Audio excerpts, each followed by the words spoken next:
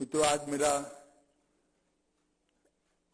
आपकी ये press conference के बाद मैं क्षमा प्रार्थी हूं और आगे पर ऐसी तकलीफ न पड़े इसका ध्यान भी रखेंगे। मित्रों, आज मेरा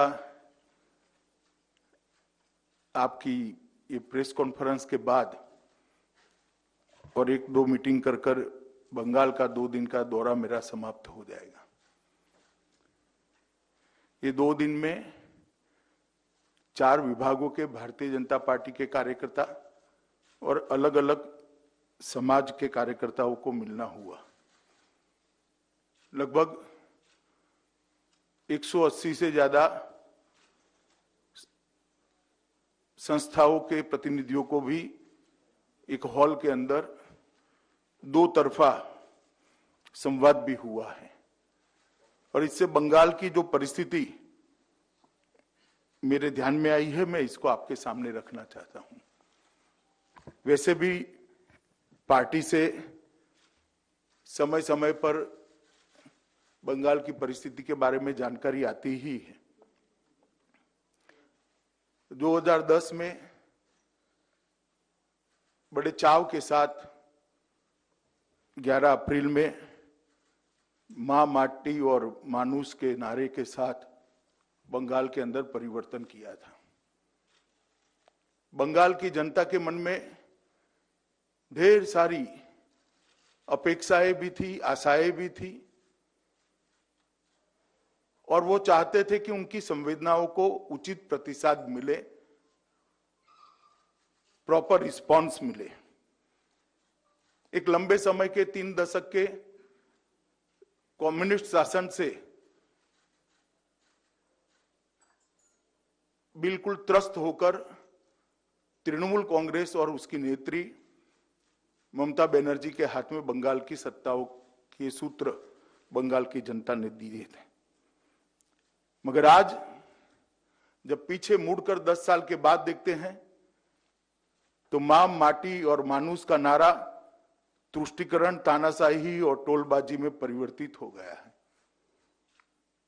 जो अपेक्षाएं रखी गई थी किसी भी मानांक में तृणमूल सरकार और राज्य की मुख्यमंत्री अपेक्षाओं को पूर्ण करने में खरी नहीं उतरी है।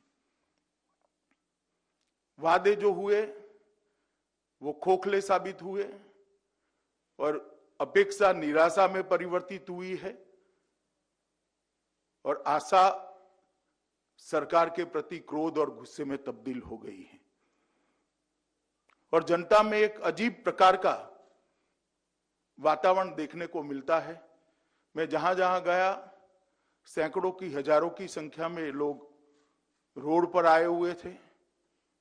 जब वो भारत माता की जय, वंदे मातरम और जय श्री राम के नारे लगाते थे तो हमारे स्वागत के लिए कम थे, ममता जी पर गुस्से के कारण ज्यादा दिखाई पड़ते थे। एक आंख में तो ममता सरकार की विफलताएं और असंवेदनशील शासन के प्रति गुस्सा दिखाई पड़ता था और दूसरी आंख में मोदी जी के नेतृत्व में भारतीय जनता पार्टी ही इसको बदल सकती है, ऐसी आशा दिखाई पड़ती थी।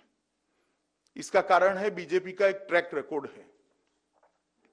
जहां जहां भारतीय जनता पार्टी का शासन रहा, चाहे वो बीमारू राज्य हो, पहले बिहार, राजस्थान, मध्य प्रदेश और छत्तीसगढ़ हमारा शासन आया, वहां पर हमने स्थिति को बदला है। गुजरात के अंदर भी स्थिति को अंदर परिवर्तन लाए हैं। देश के अंदर सुशासन का एक नया मार्ग भारतीय जनता पार्टी ने मल्टी पार्टी डेमोक्रेटिक सिस्टम के अंदर सेट किया है और केंद्र में भी मोदी जी की सरकार बनने के बाद 5 ही साल में लगभग 60 करोड़ गरीबों के जीवन स्तर को ऊपर उठाने का काम भारतीय जनता पार्टी की सरकार ने किया।